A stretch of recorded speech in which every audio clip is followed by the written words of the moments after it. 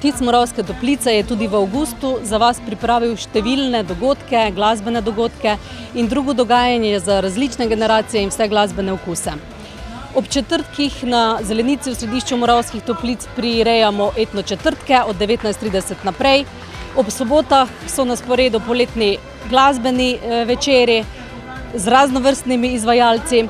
Prav tako pa je aktualna tudi tokrat poletna turistična tržnica, ki se odvija med četrtki in nedeljami med 18. in 22. na promenadi pri hotelih Terme 3000. Še posebej vabljeni na pestro festivalsko dogajanje.